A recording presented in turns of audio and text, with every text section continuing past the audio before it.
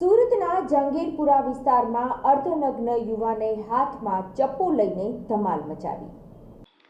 સુરતના જહાંગીરપુરા વિસ્તારમાં અર્ધનગ્ન યુવકે હાથમાં ચપ્પુ લઈને ધમાલ મચાવી હતી.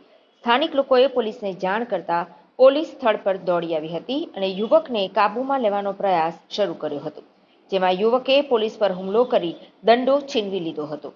આ ઘટનાને પગલે આસપાસના વિસ્તારમાં ડરનો માહોલ ઊભો થયો હતો. અડધો કલાક સુધી યુવકે પોલીસને દોડાવી હતી. હાજર લોકો અને પોલીસે મહા મુસીબતે યુવકને પકડી જહાંગીરપુરા પોલીસ સ્ટેશને લઈ જવાયો હતો. સુરતના જહાંગીરપુરા વિસ્તારમાં સારોલી બ્રિજ પાસે અર્ધનગ્ન અવસ્થામાં એક યુવકે હાથમાં ચપ્પુ લઈને ધમાલ મચાવી હતી. સ્થાનિકો દ્વારા જહાંગીરપુરા પોલીસને જાણ કરાતા ઘટના સ્થળ પર પહોંચી યુવકને હાથમાં ચપ્પુ સાથે જોયો હતો. યુવકને પોલીસ કોન્સ્ટેબલ જ્યારે સમજાવવા માટે તેની નજીક ગયા ત્યારે પોલીસના હાથમાંથી તેણે એકાએક જ દંડો છીનવી લીધો અને દૂર નાસી ગયો. ત્યારબાદ તે પોલીસનો દંડો અને ચપ્પુ હાથમાં લઈને સતત અલગ જ પ્રકારની વાતો કરતો રહ્યો. પોલીસ સમજાવતી રહી, પરંતુ તે પોલીસ પાસે આવતો ન હતો. અડધો કલાક સુધી પોલીસને સતત મતાવતો રહ્યો. પોલીસે સૂઝબૂછ દાખવી પકડી પાડ્યો.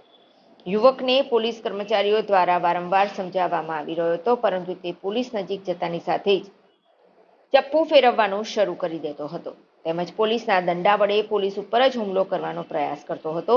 જે બાદ પોલીસે ખૂબ જ ચતુરાઈપૂર્વક યુવકનું ધ્યાન ડાયવર્ટ કરવાનો પ્રયત્ન કર્યો.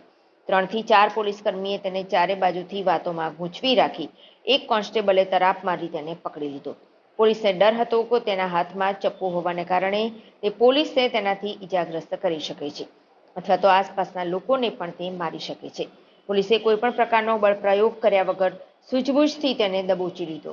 યુવક અસ્થિર મગજનો હોવાનું માલુમ પડ્યું. જહાંગીરપુરા પોલીસે જણાવ્યું કે કોલ મળતાની સાથે જ ટીમ ત્યાં પહોંચી હતી.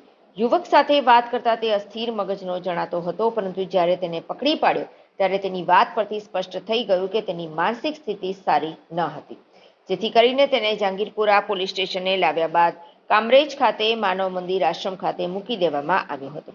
અહીં આ પ્રકારના અસ્થિર વ્યક્તિઓની દેખરેખ રાખવામાં આવે છે.